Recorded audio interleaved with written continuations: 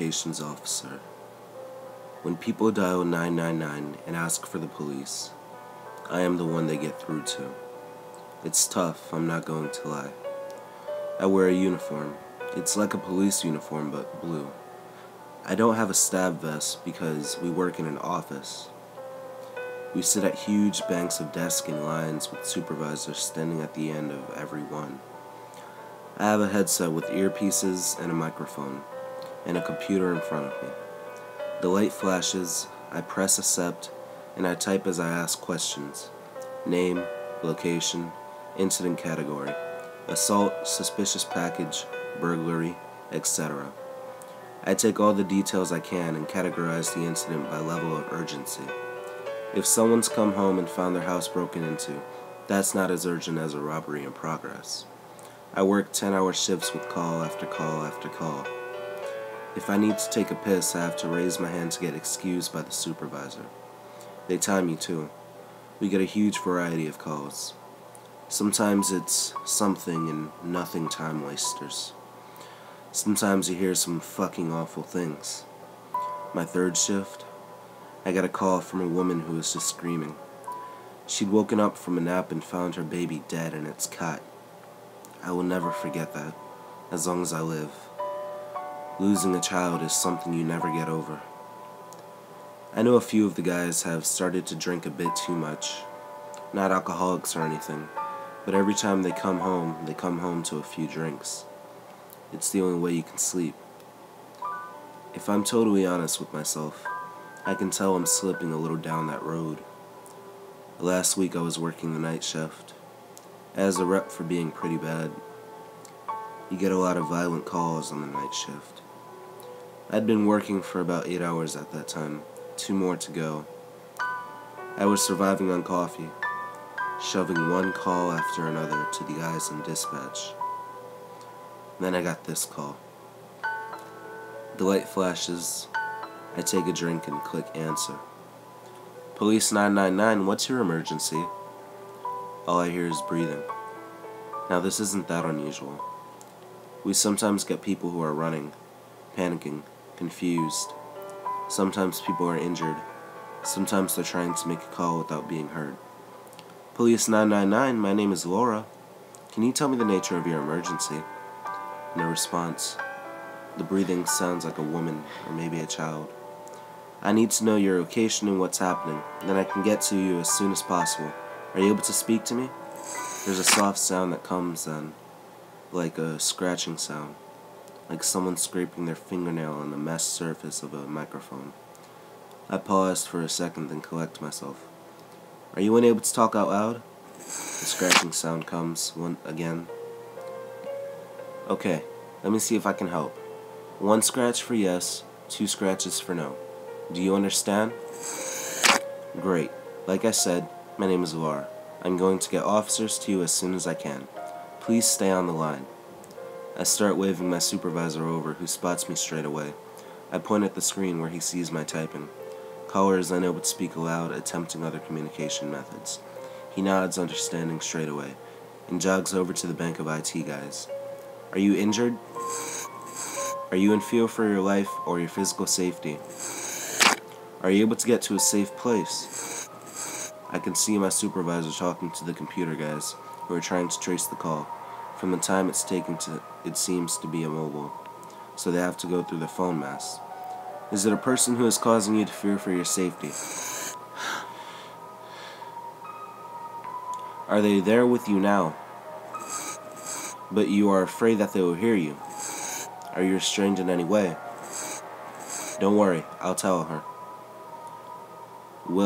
We'll find a way to get you help. Are you in a house? Is it their house? Silence.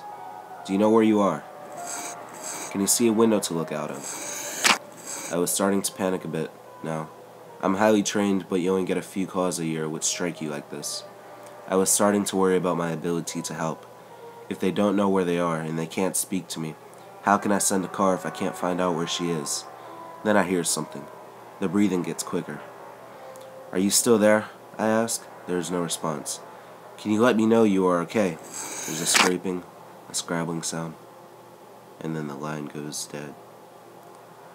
The call light flicks out, just an emergency dial tone.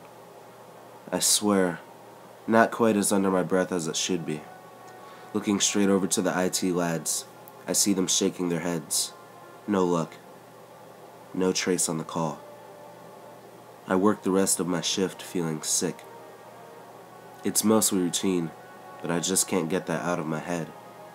See, as a comms officer, when something comes up like that, and you can't manage to find out where that person is, you feel responsible. If that woman is hurt or killed, then surely a lot of that is down to me. On the drive home, though, on these empty streets, I run that conversation through my head, over and over again. I think what I could have done differently. I worry about that woman, where she is, what's happening. I get home, throwing my bag on the sofa. I pull a bottle of beer out of the fridge and pop off the cap, fixing the cat her dinner as she rubs around my ankles. That woman could have been raped or tortured, and we had an opportunity to find her and we didn't manage it. I had visions of a woman locked in a cellar somewhere at the mercy of some pervert. I flopped down on the sofa, stuck the TV on, and slumped. I woke up half an hour later to the phone ringing. I stirred, blinking. It was dark still, just starting to get lighter. It was the home phone. Now, I almost never use the landline. Mostly just have it because it's the only way I can get Wi-Fi. This has got to be something bad. My mom, maybe, who hasn't been well. I drag myself to my feet and head as quickly to the phone as I can, fumbling with it and pressing it to my ear. Hello? There was nothing. Just breathing. My stomach drops. Hello? Without the background noise of the office, without the tapping keys and the voices of the other officers, I can hear more clearly. My stomach knots. I feel like I might vomit. The beer churning.